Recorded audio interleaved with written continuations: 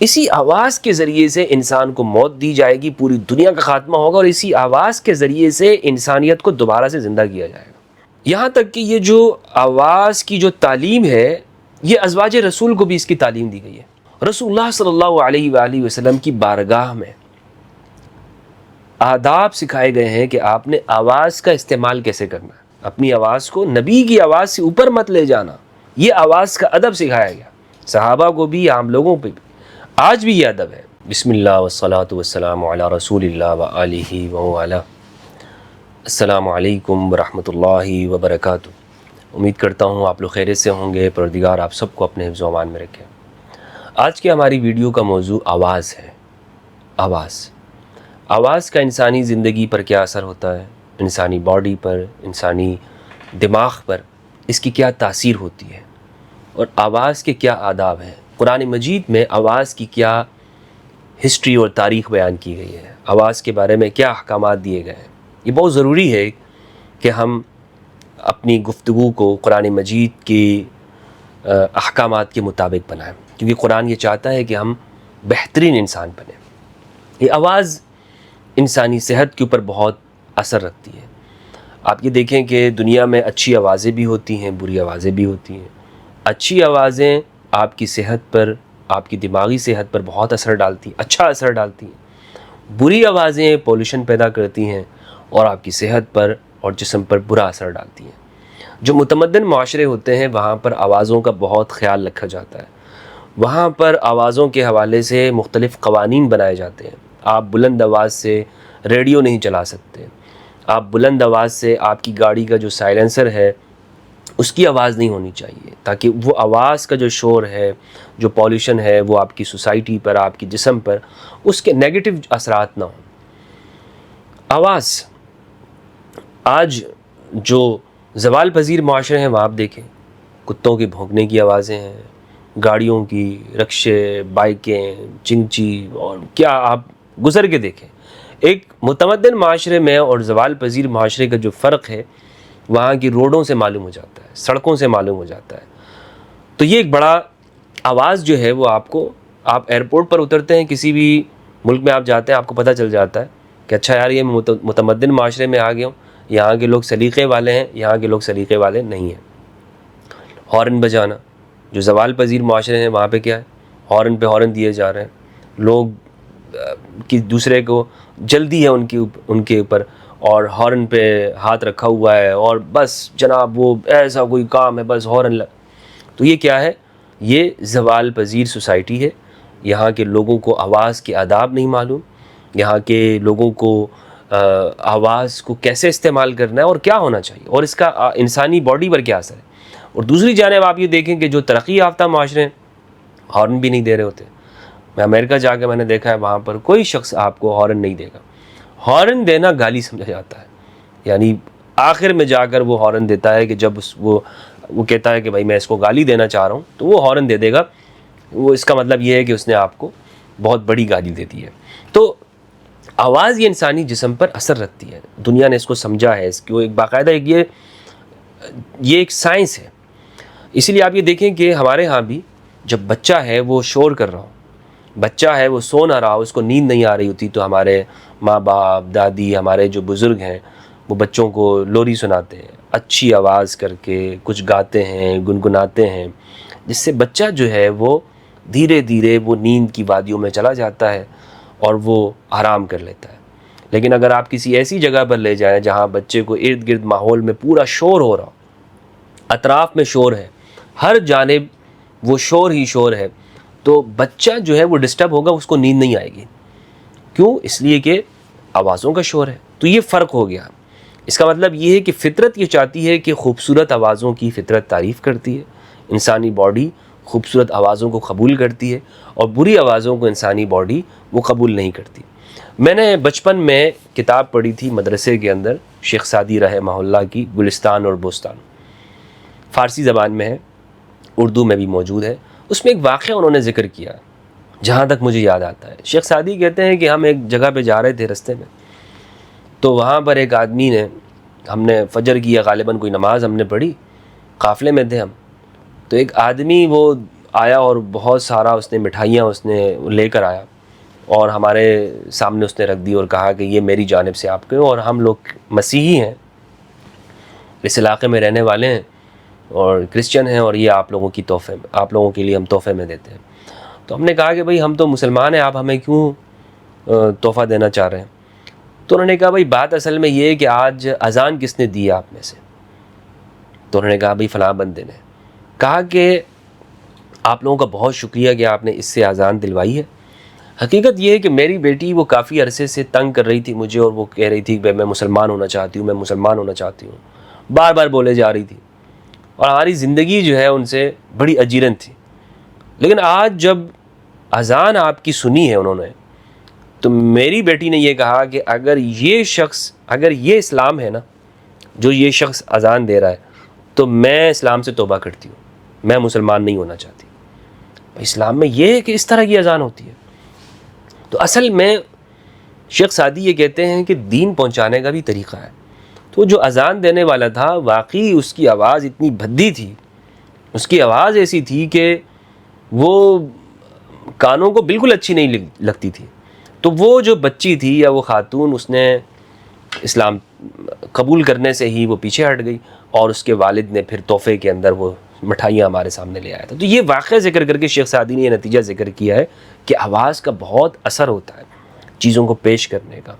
آپ اکثر دیکھ رہے ہیں ہمارے معاشرے میں لوگ دین بیان کر رہے ہیں، لیکن کیسی آوازوں میں کر رہے ہیں؟ چیختے، چنگاڑتے، ساؤنڈ سسٹم۔ کچھ لوگوں کو تو ساؤنڈ سسٹم لگانے میں، وہ چیخنے اور چنگاڑنے میں، وہ یہ سمجھ رہے ہیں کہ وہ دین کی خدمت کر رہے ہیں۔ نہیں بھئی، آپ سوسائٹی میں پولیوشن پیدا کر رہے ہیں۔ آپ سوسائٹی میں، آپ معاشرے میں ایک ایسا شخص جو نیا نیا مسلمان ہوا ہو یا باہر کے معاشرے سے آیا ہو، وہ آپ کو دیکھ یہ کیا کر رہے ہو آپ، یہ کیا چیز ہے؟ قرآن مجید فرقان حمید سے ہم گفتگو کریں گے، اور ہمیشہ کی طرح میں نے اس پہ غور کیا قرآن مجید نے آواز کے حوالے سے کیا کہا ہے۔ تو قرآن بھرا ہوا ہے آواز کے حوالے سے۔ قرآن مجید نے بہت تاکید کی ہے، بہت تاکید کی ہے کہ آواز آپ کی کیسی ہونی چاہیے، آواز آپ کی، اس میں گفتگو آپ کی کیسی ہونی چاہیے۔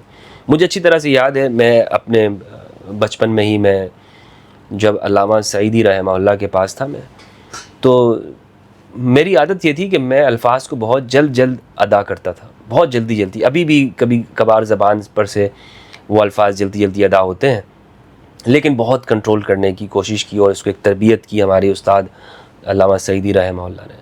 تو میں جب ان کے پاس جاتا تھا تو میں کہتا السلام علیکم ورحمۃ اللہ، تو بہت جلدی میں کہتا تھا۔ تو انہوں نے مجھے کہا کہ بیٹا السلام علیکم ورحمۃ اللہ وبرکاتہ، ایک ایک لفظ آپ کا واضح ہونا چاہیے۔ اور پھر انہوں نے بہت ساری جہاں پر جو سکھانے کی کوشش کی، وہاں پر کچھ ڈائجسٹ انہوں نے دیے، کچھ چیزیں انہوں نے دی جو انہوں نے کہا کہ آپ ان کا مطالعہ کیا کریں تاکہ آپ کی اردو بھی درست ہو، اور اسی طرح آپ کی جو لینگویج ہے اس کے اوپر بھی کافی ایک بہتر اثرات ہوں گے۔ تو میں عرض یہ کر رہا تھا کہ قرآن مجید فرقان حمید ہمیں آوازوں کے حوالے سے بہت تاکید کرتا ہے کہ ہماری آواز کس انداز میں ہونی چاہیے۔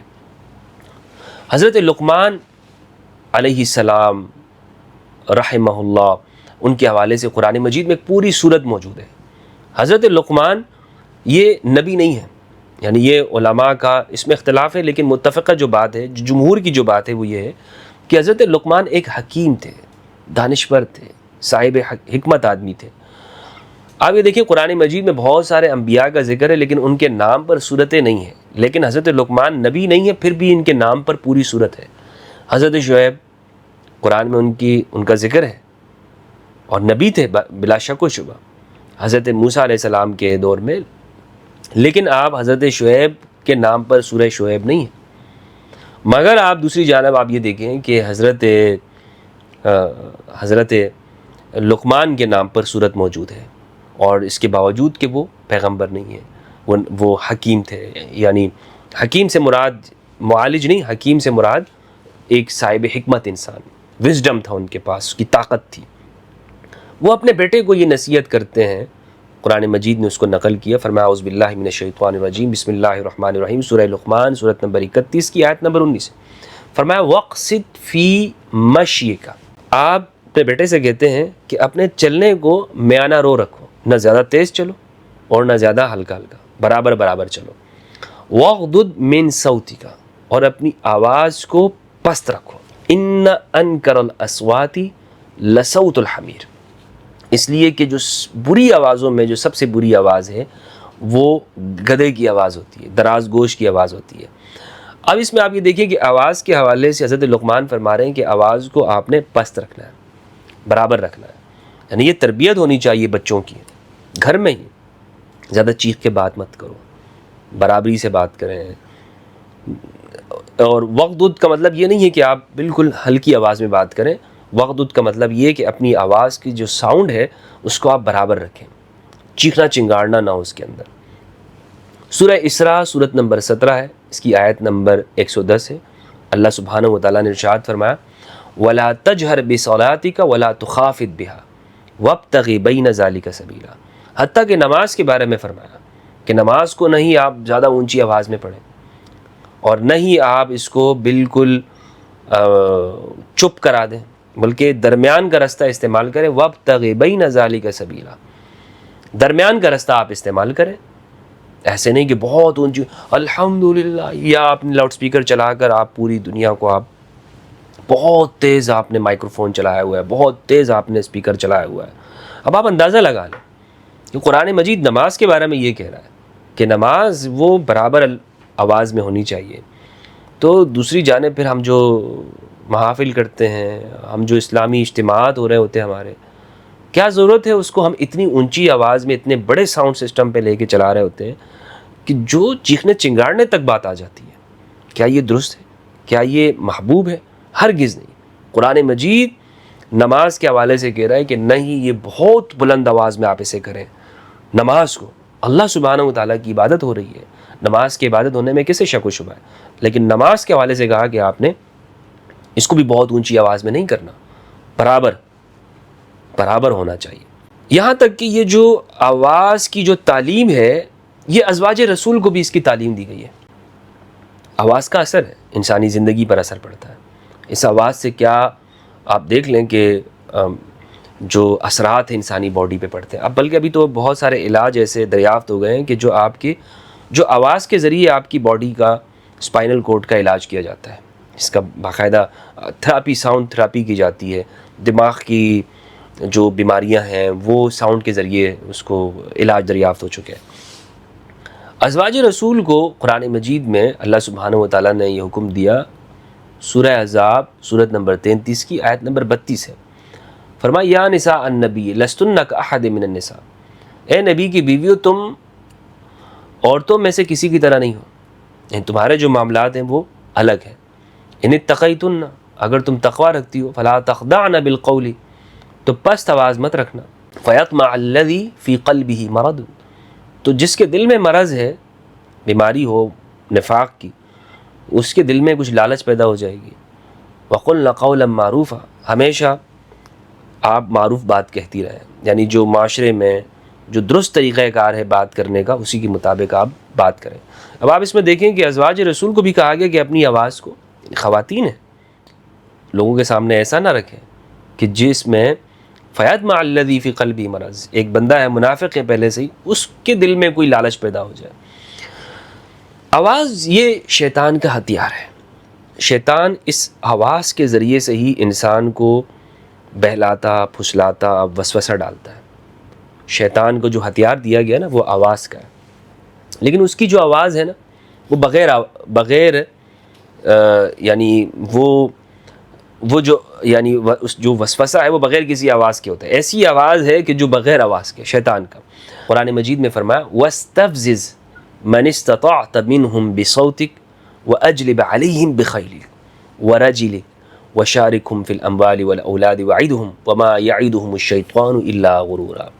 فرمایا اور جس پر بھی تیرا بس چل سکتا ہے اپنی آواز سے ڈگمگا لے، اسے اپنی آواز کے ذریعے سے تو لے جا، اور اپنی فوج کے سوار اور پیادہ دستوں کو اس پر چڑھا دے، اور ان کے مال اولاد میں ان کے شریک ہو جا، اور ان کو پھر جھوٹے وعدے دیا کر، جھوٹی تسلی دیا کر۔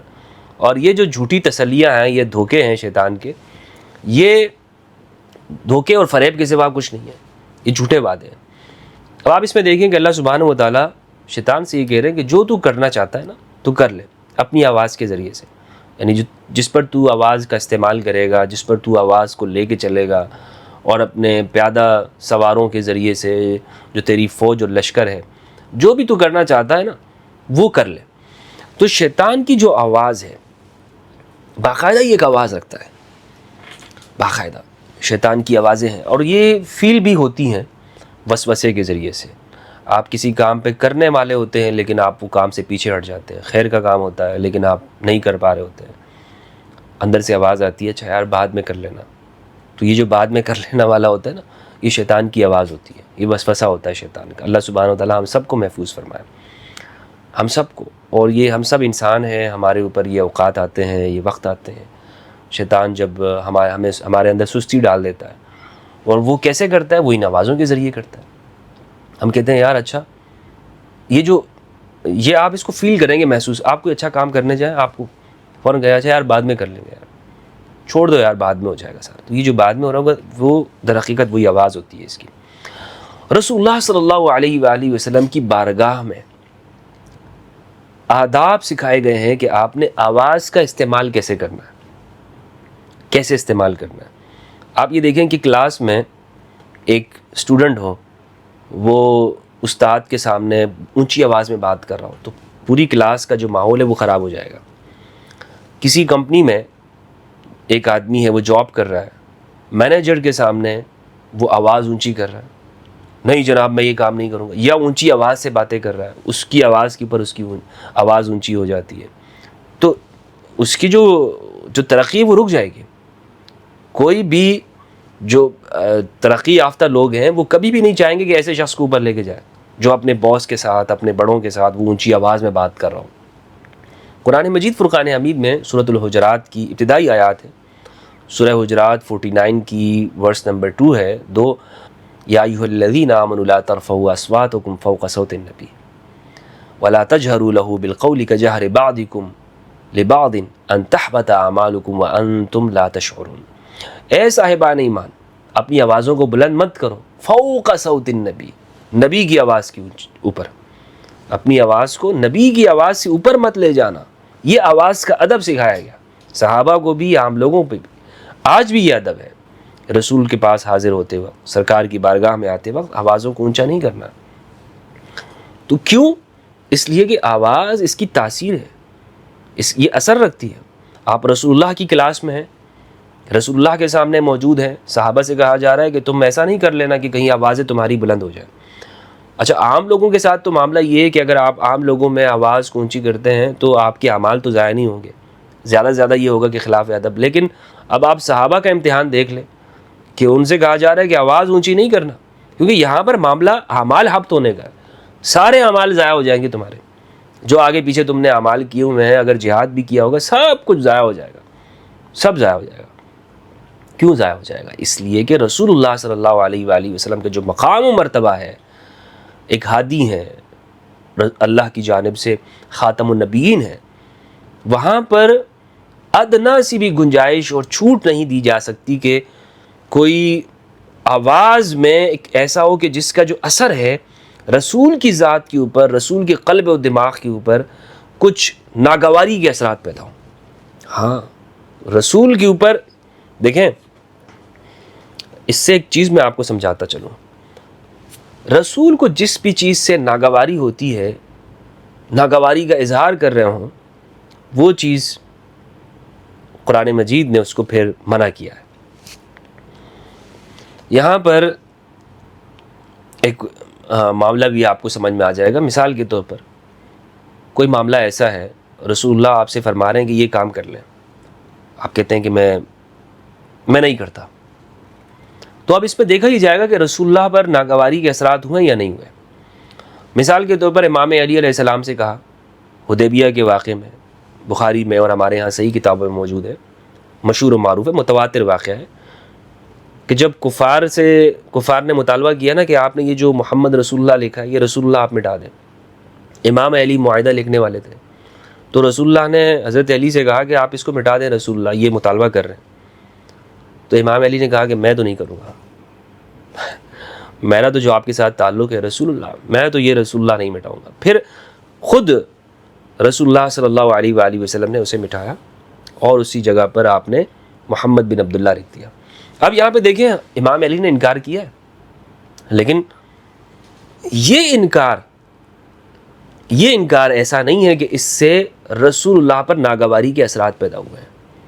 یہ یاد رکھیے گا، صرف انکار وہاں پہ مذمت والا نہیں ہے، بلکہ یہاں پر تو یہ انکار علی کی رسول اللہ کے ساتھ، نفس رسول ہے نا، نفس رسول سے تو ناگواری کے اثرات ہو ہی نہیں سکتے، لیکن کہنے کا مقصد یہ یہاں پر سمجھنے والی جو بات ہے، انکار تو ہوا ہے مگر رسول کے قلب پر، رسول کے ذہن پر اس کے جو اثرات ہیں وہ کوئی ایسا اثر نہیں ہوا۔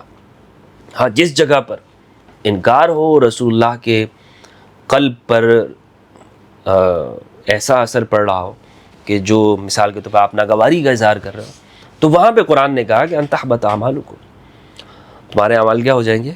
وہ ضائع ہو جائیں گے، تمہیں پتہ بھی نہیں چلے گا۔ تم سمجھ رہے ہوگے کہ شاید ہمارے اعمال بڑے ہیں ماشاءاللہ، تمہیں نہیں معلوم ہوگا۔ آیت نمبر 3 ہے ان الذین یغضون اصواتهم عند رسول اللہ اولئک الذین امتحن اللہ قلوبهم للتقوی لہم مغفرۃ واجر عظیم۔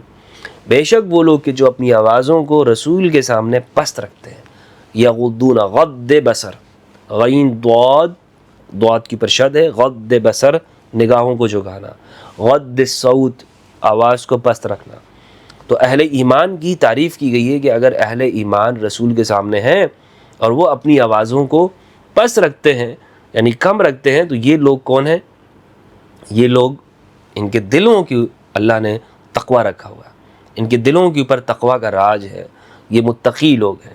سورہ نمل سورۃ نمبر 27 کی آیت نمبر 16 ہے، حضرت سلیمان علیہ السلام کو اللہ سبحانہ و تعالیٰ نے پرندوں کی بولیوں کا علم دیا تھا، ان کی آوازوں کا۔ جب آواز کرتے تھے، وہ بولا کرتے تھے، تو حضرت سلیمان علیہ السلام وہ اسے سمجھ جایا کرتے تھے۔ قرآن میں استعمال ہے یہ لفظ وَوَرِثَ سُلَيْمَانُ دَاوُودَ وَقَالَ يَا أَيُّهَا النَّاسُ عُلِّمْنَا مَنطِقَ الطَّيْرِ وَأُوتِينَا مِن كُلِّ شَيْءٍ، اور سلیمان داؤد کے وارث ہوئے اور کہا کہ اے لوگوں، ہمیں پرندوں کی منطق دی گئی ہے، عُلِّمْنَا مَنطِقَ الطَّيْرِ، ہمیں پرندوں کی منطق، ایک ہے منطق اور ایک ہے لغت، نطق بولنا، اور ایک لغت، یعنی ایک شخص ہے، لغت میں اور منطق میں فرق یہ ہوتا ہے، منطق سے چیز بات سمجھ میں بھی آ رہی ہوتی ہے، ممکن ہے کہ آپ شاید بول نہ پا رہے ہوں اور ممکن ہے کہ آپ بول بھی رہے ہوں اور اس کو بات کو سمجھ بھی رہے ہوں۔ مثال کے طور پر ایک آدمی ہے، وہ سورہ فاتحہ پڑھتا ہے، پڑھ تو رہا ہے لیکن شاید وہ سمجھ نہ رہا ہو، یہ ہو سکتا ہے، اور ایک آدمی پڑھ بھی رہا ہو، سمجھ بھی رہا ہو، اور ایک آدمی وہ ہے کہ جو مثال کے طور پر پاکستان میں پیدا ہوا ہے، لازمی بات ہے اردو بولے گا، پٹھانوں میں پیدا ہوا ہے لازمی بات ہے پشتو بولے گا، چائنا میں پیدا ہوا ہے چائنیز بولے گا، جاپان میں پیدا ہوا ہے جیپنیز بولے گا۔ تو لغت اس کو آٹومیٹکلی آتی، لغت کو سمجھنا ضروری نہیں ہوتا، ممکن ہے کہ وہ اپنی ہی بہت ساری چیزوں کو سمجھ نہ پا رہا ہو، اپنی ہی، مثلا ایک چائنیز ہے، وہ چینی زبان میں کچھ لکھا ہوا ہے لیکن وہ اس کو سمجھ نہ پا رہا ہو، ایسے ہو سکتا ہے، کچھ ایسی علم کی باتیں لکھی ہوئی ہیں۔ آپ آج بھی غالب کے اور میر انیس کے کلام پڑھیں تو ممکن ہے کہ آپ کو کچھ سمجھ میں نہ آ رہا ہو کہ بھائی اس کا جو مفہوم ہے یا وہ جو منطق جو اس سے نکل رہی ہے وہ آپ نہ سمجھ رہے ہو، تو منطق الگ چیز ہوتی ہے۔ حضرت سلیمان یہ فرما رہے ہیں کہ ہمیں ان کی منطق بھی پتہ ہے کہ کیا کہنا چاہ رہے ہیں، کیا چاہ رہے ہیں یہ۔ تو آوازوں کا علم، پرندے بھی، بلکہ کائنات کی ہر چیز اللہ کی تسبیح کر رہی ہے، ہر چیز اللہ سبحانہ و تعالیٰ کی تسبیح کرتی ہے، زمین، آسمان، پتھر، ان کی آوازیں ہیں، فضا کی آواز ہے، فضا کی ایک باقاعدہ، یہاں سے اوپر جاتے ہیں تو اس کی آواز ہے، وہ آواز ریکارڈ بھی ہوتی ہے، اس آواز وہ کچھ کہہ رہی ہوتی ہے، جیسے پرندے بات کرتے ہیں اسی طرح فضا بھی بات کرتی ہے۔